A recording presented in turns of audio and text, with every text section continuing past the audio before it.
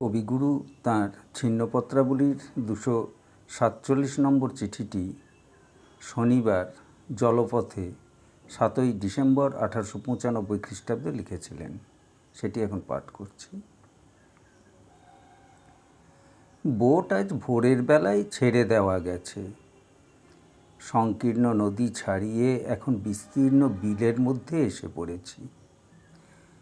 উজ্জ্বল রৌদ্র এবং কনকনে শীতের হাওয়াটা বেশ লাগছে। সকালবেলাকার ফুলের মতো শিশিরোজ্জ্বল জগৎটি আকাশের মধ্যে নববিকশিত দেখাচ্ছে।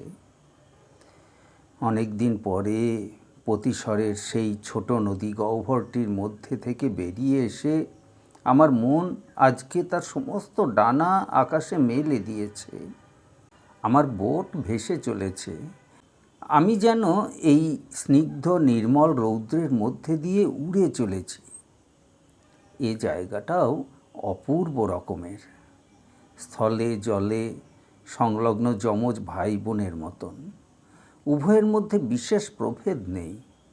জলস্থল সমতল, খানিকটা ইস্পাতের মতো রৌদ্রে ঝিকঝিক করছে, আবার খানিকটা নানা প্রকার শ্যাওলায় ঘাসে উদ্ভিদ মিশ্র মাটির স্তরে সবুজ হয়ে আছে।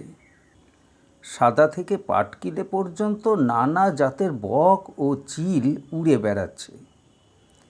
পানকৌড়ি তার চিকচিকে কালো লম্বা গ্রীবাটি নিয়ে একবার করে জলে ডুব মারছে এবং তারপরে বুক ফুলিয়ে অবলীলা গতিতে ভেসে বেড়াচ্ছে। বাঁশের উপরে জেলেদের জাল খাটানো রয়েছে।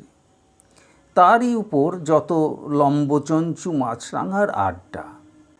দেখতে দেখতে কোথায় এক জায়গায় দুই ধারের ডাঙা উঁচু হয়ে উঠল, জলস্থলে ভাগ হয়ে গেল।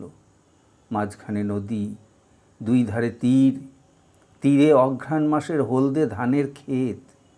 উঁচু পাড়ের উপর এক মনে ঘাড় হেঁট করে গরু চড়ছে এবং তাদেরই মুখের গ্রাসের কাছাকাছি শালিক পাখি নৃত্য করতে করতে কীট শিকারে প্রবৃত্ত।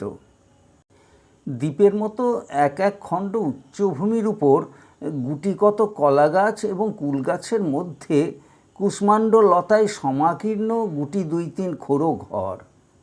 তারই অঙ্গনে দাঁড়িয়ে উলঙ্গ শিশু এবং কৌতূহলী বধূগণ বিস্মিত দৃষ্টিতে আমার বোট নিরীক্ষণ করছে।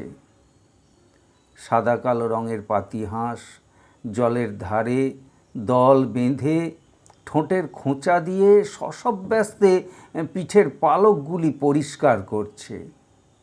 দূরে বাঁশঝাড় এবং ঘন তরুশ্রেণী দিগন্ত অবরোধ করে দাঁড়িয়ে আছে। খানিকটা দূর দুই ধারে শূন্য মাঠ। আবার হঠাৎ এক জায়গায় ছেলেদের চেঁচামেচি, স্নানার্থিনী মেয়েদের কলহাস্যালাপ, শোকাতুরা প্রৌঢ়ার বিলাপধ্বনি, কাপড় কাচার ছপ ছপ। স্নানাভিহত জলের ছপ ছপ শব্দ শুনে মুখ তুলে দেখি ঘনচ্ছায়া গ্রামের ধারে একটি ঘাট এসেছে। গোটা 2 নৌকো বাঁধা আছে এবং অনিচ্ছুক ররুদ্যমান ছেলের নড়া ধরে তার মা জোর করে স্নান করাচ্ছে। কলকাতা, 8ই ডিসেম্বর 1895।